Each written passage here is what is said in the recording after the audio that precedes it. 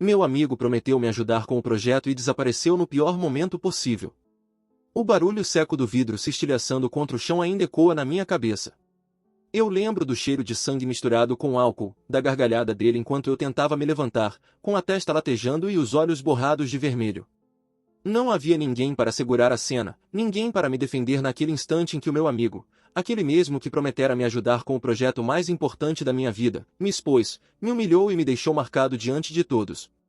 O silêncio após a pancada foi pior que o impacto. Cada olhar, cada sussurro, cada celular levantado para registrar a vergonha, tudo me atravessava como lâminas invisíveis. E pensar que um dia eu confiei nele. Quando criança, eu tinha a memória viva do meu pai chegando tarde, cansado, mas trazendo sempre um doce escondido no bolso para me ver sorrir. Minha mãe, com seu jeito delicado, me cobria com o cobertor mesmo quando eu já estava quase adormecido no sofá. Esses pequenos gestos de cuidado foram o que moldaram minha visão sobre amizade e lealdade. E foi por isso que eu me entreguei de corpo e alma quando o conheci, acreditando que aquela cumplicidade que ele fingia oferecer era verdadeira. Ele era carismático, sabia como entrar em qualquer lugar, fazer todos rirem, e me fazia acreditar que eu era parte desse brilho. Mas por trás da máscara, havia um vazio cruel. No começo, foram pequenas indiferenças, não aparecer em encontros combinados, rir de erros meus em público, deixar escapar comentários que soavam como brincadeira, mas doíam. Eu engolia tudo, convencido de que era exagero meu. Depois vieram as pressões. Você não sabe fazer isso sozinho. Me ouve, eu sei mais que você. Se não fosse eu, ninguém ligaria para você. Eu cedia, calava, porque precisava da ajuda dele para terminar o projeto que poderia mudar minha vida. Só que cada vez mais a ajuda vinha acompanhada de veneno. Ele atrasava de propósito, sabotava detalhes, e eu, cego de confiança, não via o tamanho da armadilha. Até que a escalada se tornou inevitável.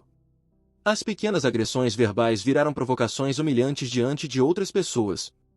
Lembro da primeira vez que ele me empurrou, rindo, dizendo que era só uma brincadeira de irmão.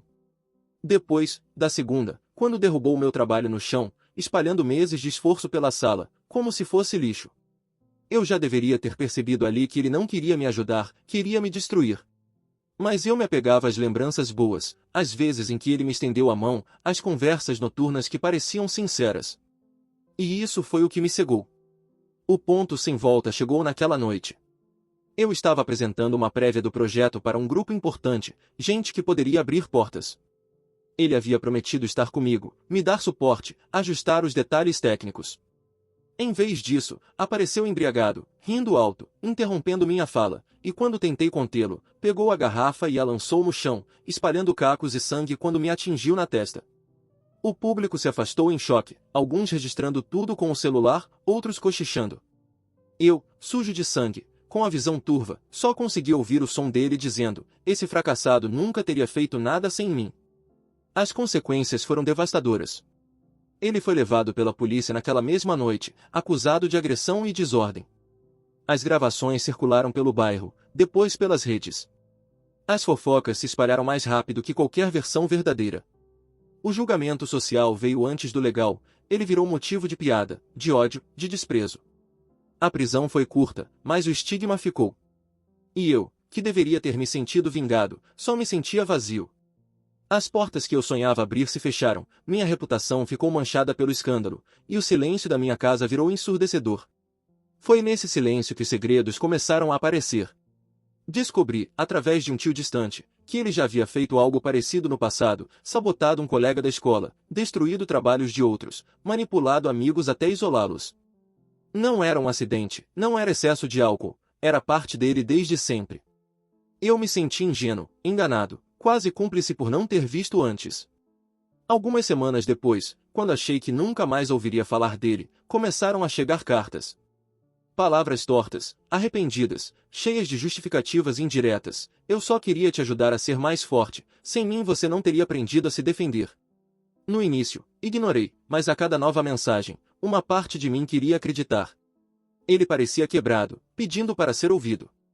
Até que, um dia, veio algo diferente, um gesto real. Descobri que ele havia doado parte do pouco que tinha para ajudar uma família vizinha em dificuldade, em silêncio, sem alarde. Foi o primeiro ato verdadeiro de bondade que vi nele. Aos poucos, alguns familiares começaram a considerar que talvez houvesse espaço para uma volta, mesmo que parcial. Eu resistia, mas sentia que a vigilância era a única forma de não repetir o erro. A convivência mudou, reuniões curtas, limites claros, olhares atentos. Ele estava presente, mas nunca mais da mesma forma. Minha família, antes unida em torno da confiança, passou a viver sob um sistema de alerta constante. Era uma nova dinâmica, frágil, mas funcional. A mensagem piscava no meu celular como se fosse uma sentença. Eu li e reli aquelas palavras dezenas de vezes, imaginando o que ele queria dizer com "ainda não terminei o que comecei". Meu estômago se revirava. Eu não conseguia dormir, cada ruído da casa parecia prenúncio de algo ruim. O barulho da chuva batendo nas telhas soava como passos pesados, e o vento empurrando a janela me fazia acreditar que alguém tentava entrar. Passei a noite em claro, esperando amanhã chegar com a mesma angústia de quem espera uma condenação. Quando acordei, havia um silêncio estranho no bairro. Era como se todos soubessem que algo estava prestes a acontecer. Ele havia marcado o encontro em um café afastado, longe de olhares conhecidos. Eu quase não fui, mas a curiosidade e o medo me arrastaram até lá. Entrei, sentei na mesa mais distante e esperei. Quando ele chegou, percebi que estava diferente, mais magro, a barba por fazer, os olhos fundos como se não dormisse há dias. Mas havia algo de ameaçador na sua calma. Ele se sentou diante de mim e começou a falar sem rodeios. Você acha que já viu tudo, mas não tem ideia do que eu sei. O projeto que você tanto protege, não é só seu. E se eu cair, você cai junto. Meu corpo gelou. Ele não estava ali para pedir perdão ou reconstruir nada, estava me chantageando. Eu tentei me manter firme, mas cada palavra dele era como um golpe. Ele insinuava que tinha provas, documentos, coisas que poderiam me destruir. Eu sabia que era mentira, mas o jeito como ele falava, a confiança no olhar, fazia tudo parecer real. A conversa durou menos de meia hora, mas parecia eterna. Quando ele se levantou e foi embora, deixou sobre a mesa um envelope fechado. Eu demorei alguns minutos até criar coragem para abrir. Dentro havia fotos. Fotos minhas, tiradas sem que eu percebesse, em momentos íntimos, dormindo no sofá, conversando com minha mãe, entrando em casa à tarde da noite. Ele me observava havia muito tempo, e isso me fez sentir um frio que nenhum inverno poderia causar. Nos dias seguintes, a perseguição se intensificou. Mensagens anônimas, recados deixados na porta, comentários vagos nas redes sociais. Era como se ele quisesse me lembrar de que estava em todos os lugares, de que eu nunca estaria seguro. Minha família começou a desconfiar, notava minha inquietação, mas eu não tinha coragem de contar tudo. Eu dizia apenas que ele estava tentando se aproximar, mas omitia a parte mais sombria. Não queria assustar ninguém, embora eu mesmo já vivesse apavorado. A escalada chegou ao limite quando encontrei meu quarto revirado. Gavetas abertas, papéis espalhados, mas nada roubado. Era uma invasão clara, um aviso. Chamei a polícia, mas não havia provas, não havia sinais de arrombamento. Disseram que podia ter sido descuido meu. Mas eu sabia. Eu sentia o cheiro dele ali. A mesma fragrância forte que usava desde os tempos em que éramos próximos. O ponto de explosão aconteceu em público, de novo. Estávamos em uma reunião comunitária sobre segurança no bairro quando ele entrou. Todos ficaram em silêncio, lembrando da confusão anterior. Ele caminhou até o centro do salão e, diante de todos, começou a me acusar. Disse que eu o havia usado, que eu era o verdadeiro manipulador, que tudo o que havia acontecido era culpa minha. Suas palavras eram afiadas, e por um instante eu temi que as pessoas acreditassem. Mas então, algo inesperado aconteceu. Uma vizinha se levantou e começou a gritar contra ele, contando episódios antigos de violência que havia presenciado. Logo outros se juntaram, relatando situações em que ele os enganara, roubara ou intimidara. A máscara dele caiu ali, diante de todos. A humilhação que ele havia me causado agora se voltava contra ele, multiplicada por vozes que ecoavam em uníssono. A polícia foi chamada mais uma vez, e dessa vez ele não resistiu. Saiu algemado, tentando manter a postura, mas os insultos e vaias o seguiam até o carro da viatura. Foi a queda definitiva, o fim de sua imagem de amigo carismático. O julgamento posterior apenas confirmou o que todos já sabiam: ele era um perigo. Recebeu uma sentença maior, dessa vez por perseguição, invasão de domicílio e ameaças. Nos dias seguintes, a calmaria voltou, mas trouxe um silêncio perturbador.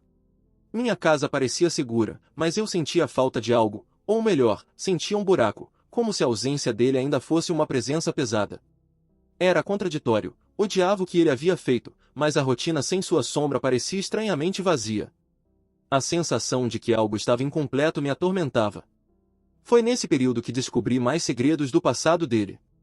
Um antigo professor me procurou e contou que, anos atrás, ele já havia sido denunciado por plagiar trabalhos e manipular colegas.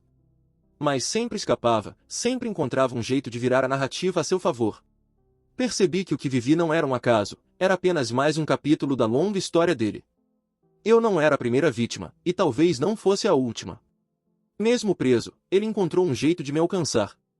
As cartas começaram a chegar novamente, agora enviadas da prisão. Algumas eram ameaçadoras, outras soavam arrependidas. Em uma delas, escreveu: "Um dia, você vai perceber que tudo que eu fiz foi para te tornar mais forte." Eu rasgava, queimava, mas cada palavra grudava na minha mente. E então veio a carta que me desarmou. Dentro havia um desenho feito à mão, representando minha família reunida, em paz. No rodapé, ele escreveu: "Eu nunca tive isso. Por isso tentei destruir o seu." Pela primeira vez, senti uma faísca de humanidade naquele homem. Foi difícil admitir, mas esse gesto me tocou. Não justificava nada, mas mostrava um lado que eu nunca tinha visto, a dor de alguém que sempre esteve à margem. Aos poucos, alguns membros da minha família sugeriram que eu considerasse perdoá-lo, ou pelo menos não viver com tanto ódio.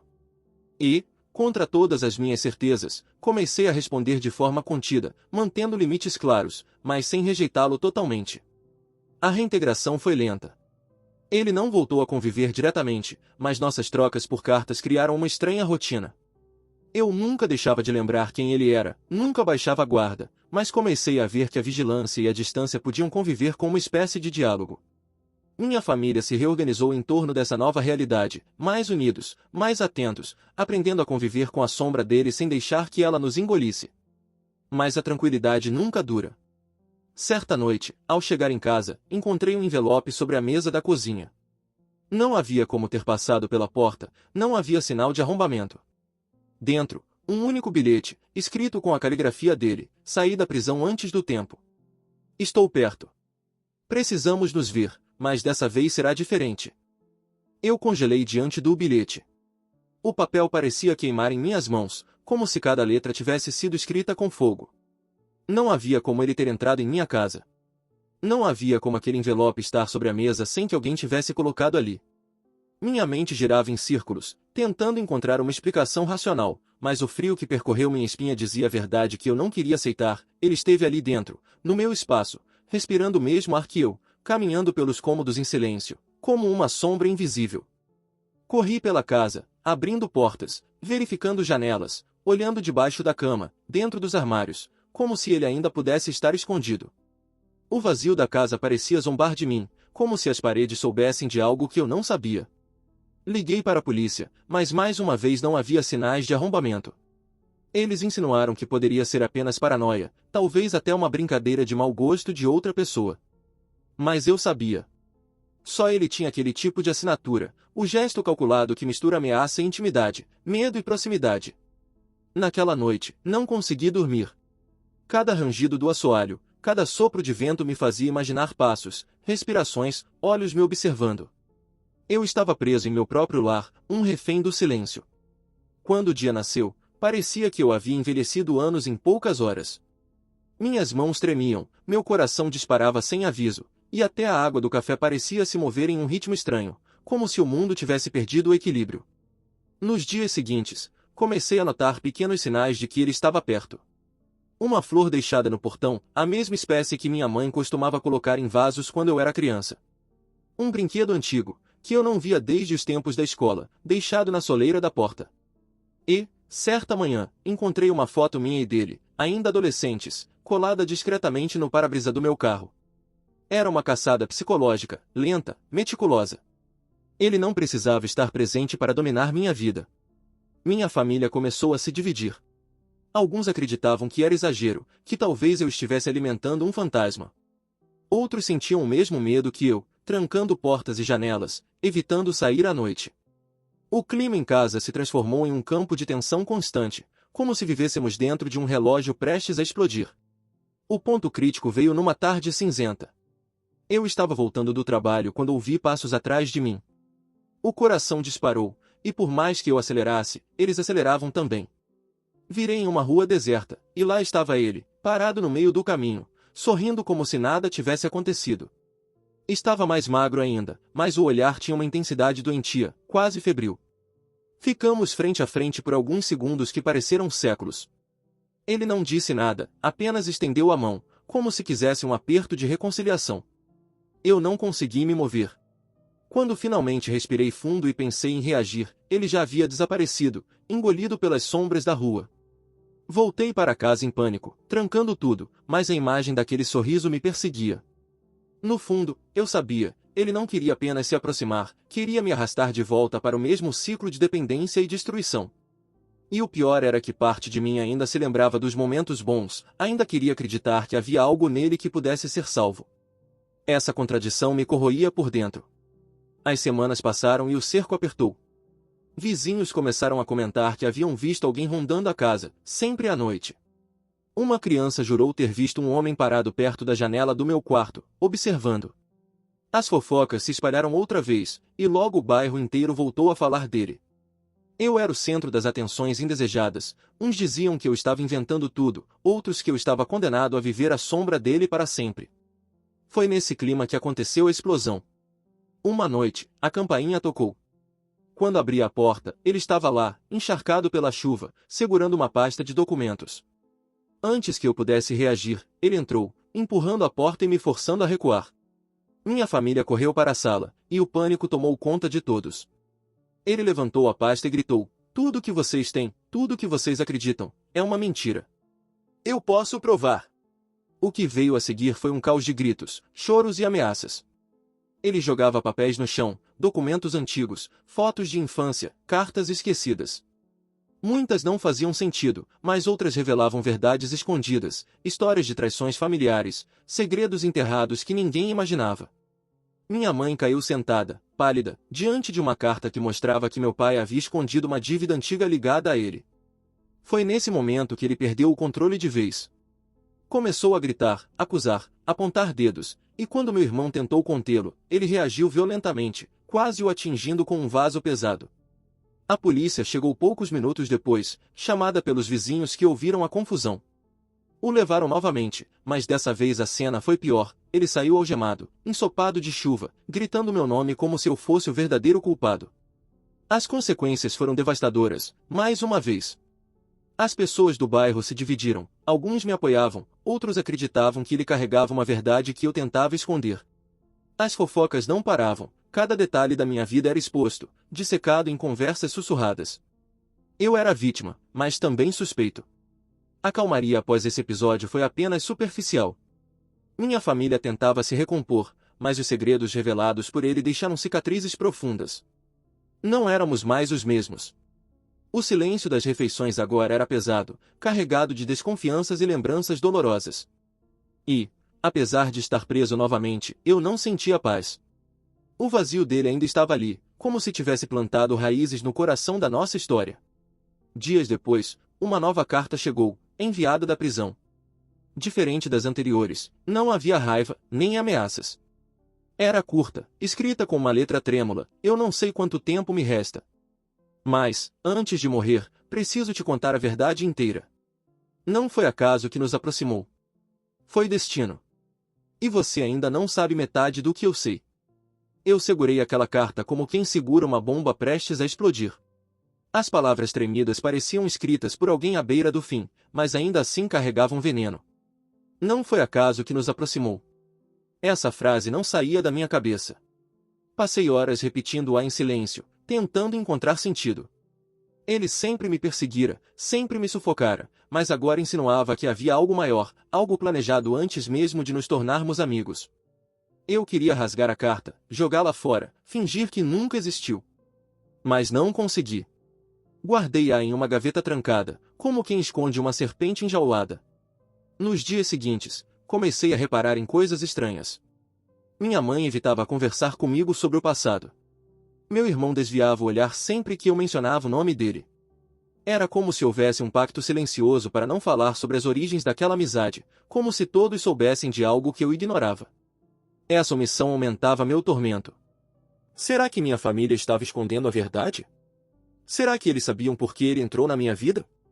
Não demorou muito para chegar outra carta, dessa vez mais longa.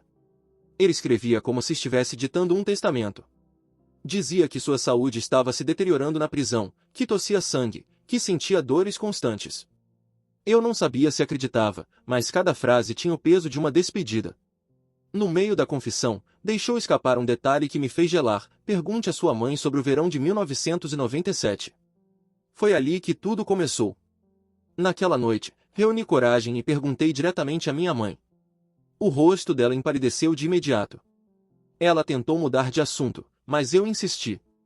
Por fim, com lágrimas nos olhos, ela me contou que, naquele verão, meu pai havia se envolvido em um negócio obscuro com o pai dele.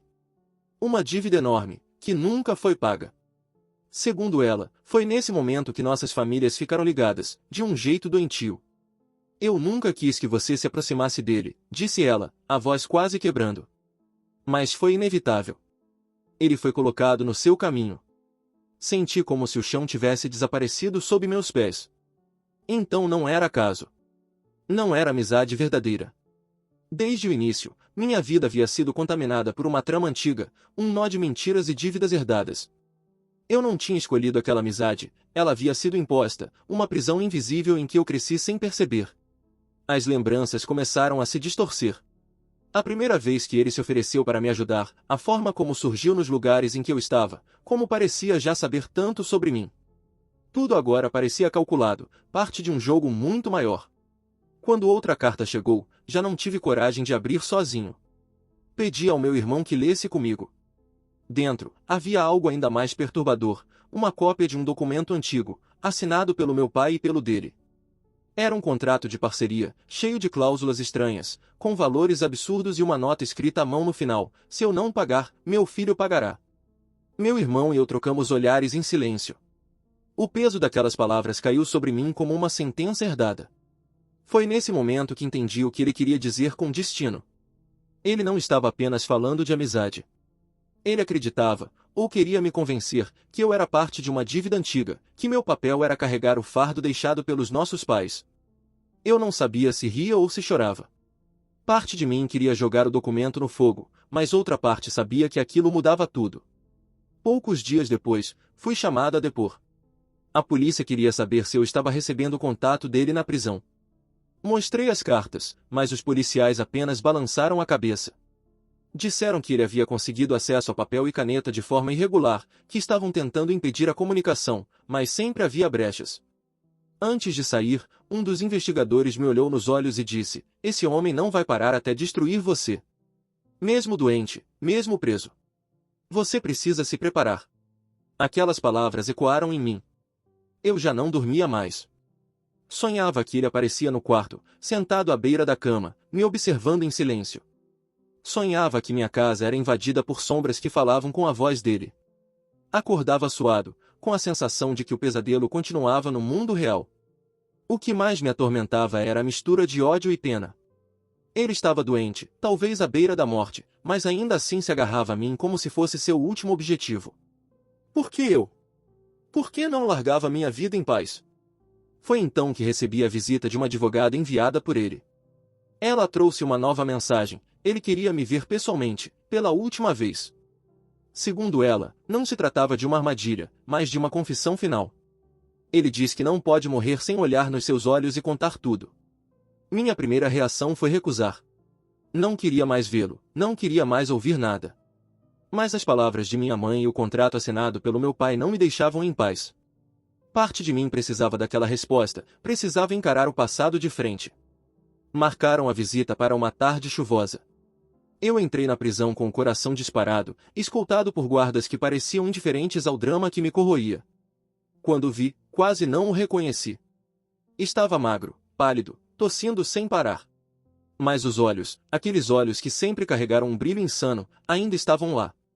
Ele sorriu ao me ver e disse: eu sabia que você viria. O sangue chama. Sentei diante dele, as mãos suadas, a mente em turbilhão. Ele começou a falar devagar, cada palavra atravessada por uma tosse dolorosa. Contou que nossos pais haviam feito um pacto, não apenas financeiro, mas moral. Disse que a amizade entre nós era o pagamento, o vínculo que manteria a dívida viva até ser saldada. Eu fui instruído a nunca deixar você escapar. E cumpri meu papel. Só que, no caminho, algo mudou. Eu me vi em você. Eu te invejei, mas também te admirei. E por isso, mesmo quando quis te destruir, nunca consegui te matar. Você era minha prisão e minha liberdade ao mesmo tempo. Eu fiquei sem palavras. Parte de mim queria acreditar, outra parte queria gritar que era tudo mentira, manipulação até o fim. Mas quando vi as lágrimas escorrendo pelo rosto dele, algo me fez hesitar.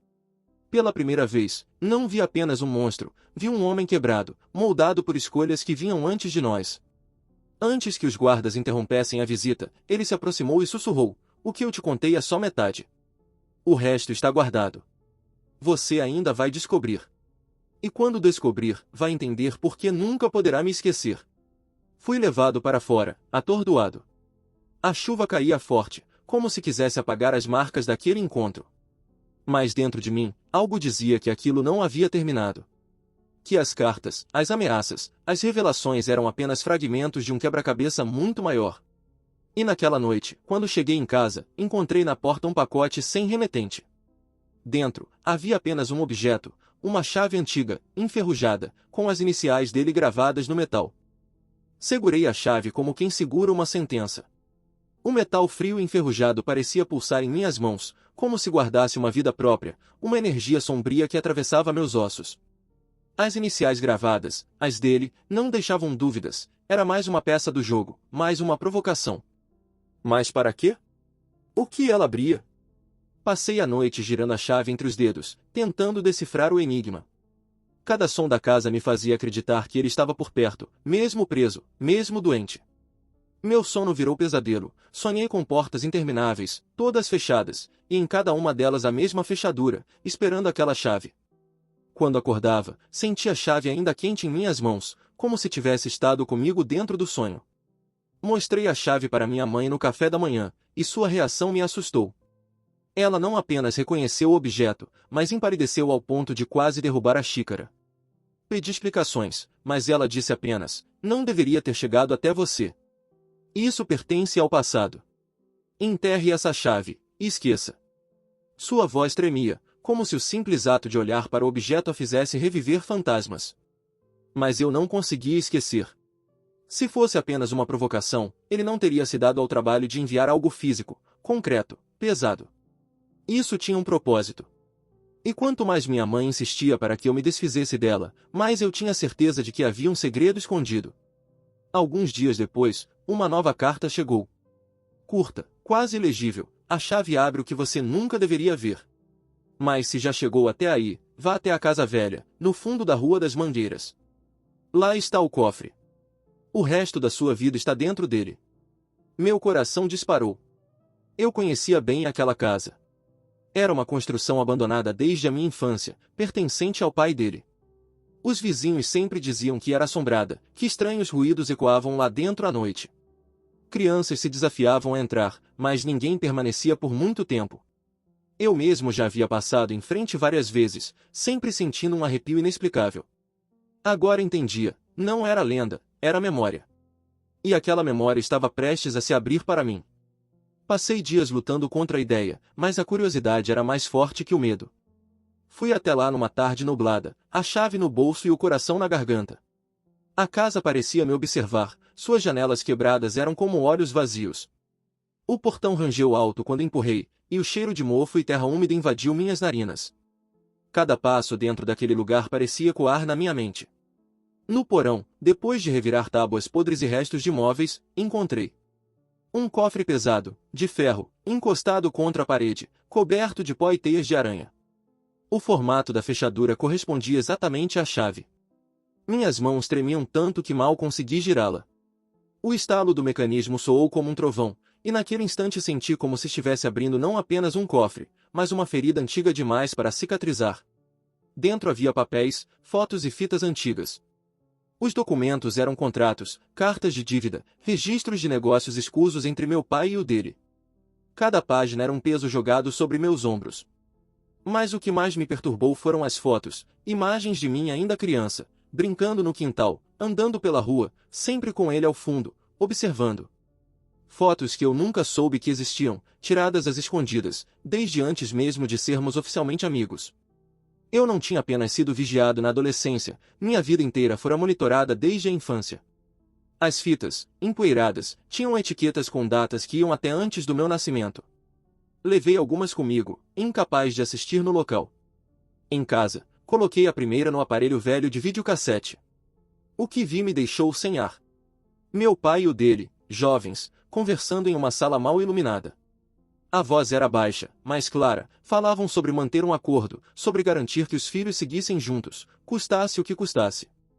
Meu pai, hesitante, parecia desconfortável, mas o dele falava com firmeza, quase com fanatismo. E então ouvi a frase que mudaria minha vida: se necessário, meu filho crescerá para vigiar o dele. Essa será nossa herança. Parei a fita imediatamente, o coração disparado, o corpo gelado. Era verdade. Não havia dúvida. Desde antes de eu nascer, meu destino estava traçado. Eu não tinha escolhido nada. Tudo havia sido planejado como parte de um pacto doentio entre dois homens cegos por dívidas e orgulho. Naquela noite, sentei na sala, cercado por fotos e papéis, enquanto minha família discutia em choque. Minha mãe chorava, meu irmão xingava nosso pai, e eu só conseguia olhar fixamente para a chave, ainda brilhando em cima da mesa. Aquela chave não havia apenas aberto um cofre, havia aberto uma maldição. Dias depois, outra carta chegou, como se ele soubesse exatamente o que eu tinha visto. Agora você entende. Você nunca teve escolha. Mas pode ter um fim. Venha me ver de novo. É hora de decidir se o ciclo termina comigo ou continua em você. Passei noites sem dormir, repetindo essa frase. Eu queria acreditar que podia encerrar essa história ali, deixar tudo para trás, mas a dúvida me corroía. E se ele tivesse razão?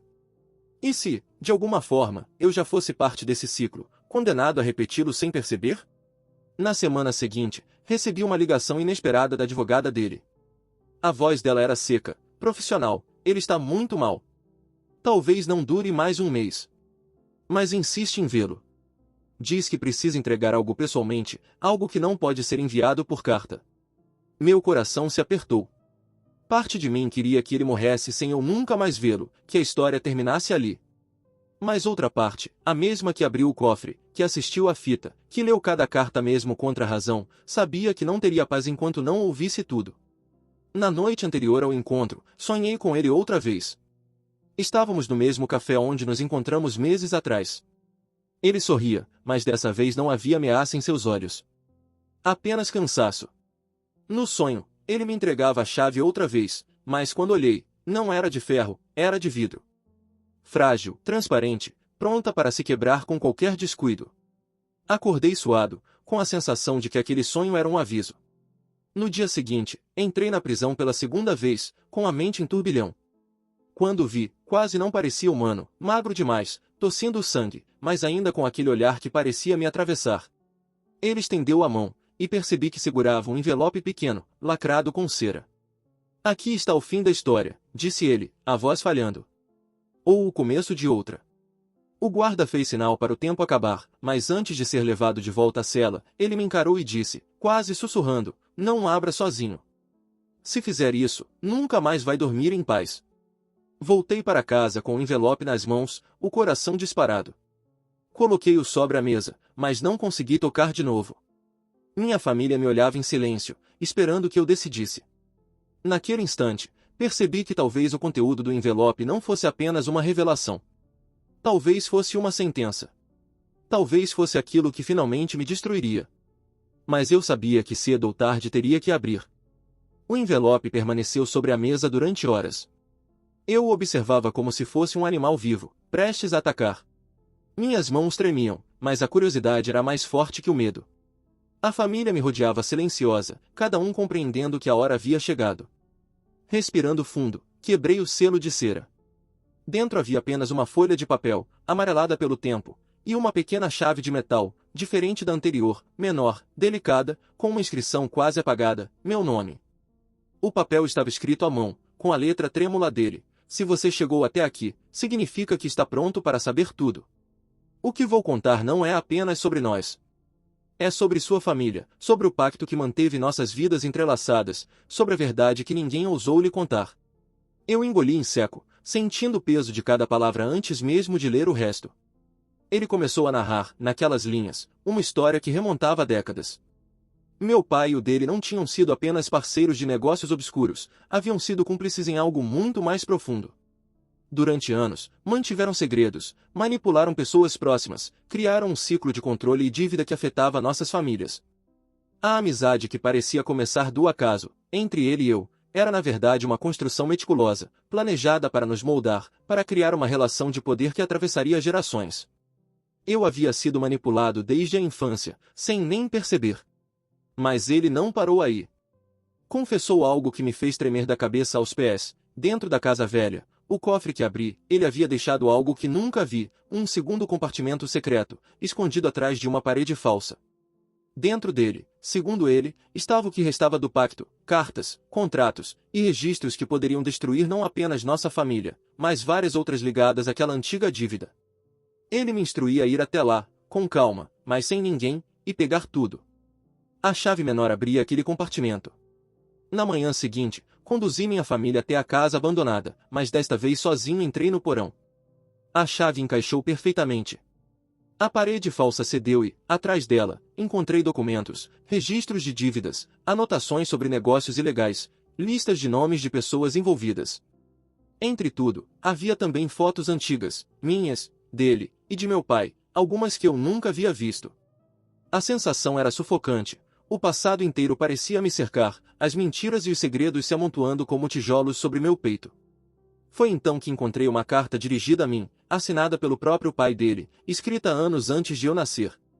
Nela, ele confessava que havia planejado tudo, que queria garantir que nossas vidas estivessem interligadas, que a amizade entre mim e o filho dele fosse construída desde cedo, para que carregássemos o legado, consciente ou inconscientemente. Ele pedia desculpas por tudo que seus erros causariam, mas a culpa e a intenção estavam ali, cristalizadas em tinta e papel. A revelação final veio em uma fita de vídeo que estava escondida no fundo do compartimento. Coloquei a fita no aparelho e, para minha surpresa, era ele, mais jovem, mas já com aquele olhar intenso e calculista, explicando, com frieza e sinceridade, cada passo que havia tomado para manter o ciclo vivo. Ele confessava a perseguição, as cartas, as invasões, e até a violência que havia cometido, justificando cada ato como necessário para cumprir a missão imposta pelo Pacto dos Pais. Mas no final, algo mudou. Ele admitia que, ao me observar crescer, havia se transformado, que sentirá admiração e até carinho genuíno, misturados com inveja e raiva. Quando terminei de assistir, senti uma mistura de alívio e exaustão. Pela primeira vez, tudo estava revelado. O ciclo de manipulação, ameaça e violência havia sido exposto. Mas também percebi que, apesar de toda a maldade, ele havia deixado um gesto final, a escolha de como eu lidaria com a verdade. Ele me ofereceu conhecimento, poder sobre o passado, mas nunca controle sobre o meu futuro. Minha família se reuniu em silêncio naquela noite, cada um tentando digerir o que acabará de descobrir. Meu irmão disse que, finalmente, entendia por que nossa vida havia sido tão marcada por tensão e segredos. Minha mãe chorava, abraçando-me, como se reconhecesse que o peso que carregávamos não era só nosso, mas uma herança de escolhas antigas e traições silenciosas. Nos dias seguintes, começamos a reorganizar nossa vida. A casa velha foi lacrada, os documentos entregues a um advogado de confiança, e decidimos que só abriríamos novamente se houvesse necessidade. A convivência entre nós mudou, mais união, mais transparência, vigilância, mas sem medo constante. Eu finalmente sentia que tínhamos recuperado algo que havia sido arrancado há décadas, a capacidade de decidir nosso próprio destino. Quanto a ele, nunca mais o vi pessoalmente. Descobri posteriormente que sua saúde piorou rapidamente na prisão. Chegaram notícias de que morreu algumas semanas depois de nossa última correspondência, sozinho, mas com a consciência de que, de alguma forma, havia terminado seu papel. Não houve vingança, nem glória, nem redenção completa. Apenas um encerramento doloroso e, de certo modo, necessário. Mas a sensação de que algo ainda podia surgir nunca desapareceu completamente. Às vezes, à noite, sinto o peso da chave menor, deixada guardada em uma caixa junto com os documentos. É um lembrete silencioso de que as escolhas dos nossos pais, a manipulação do passado, podem nos assombrar por toda a vida, mesmo depois que tudo parece ter terminado. E enquanto eu observo minha família finalmente reconstruída, percebo que o verdadeiro legado dele não foi o medo, nem a violência, nem a perseguição, mas a revelação da verdade. A verdade que, por mais dolorosa, nos deu liberdade. No silêncio da noite, pego a chave uma última vez, sentindo seu peso frio na mão, e me pergunto se algum dia realmente entenderei tudo o que aconteceu, ou se certos segredos estão destinados a permanecer escondidos, mesmo depois da morte dele.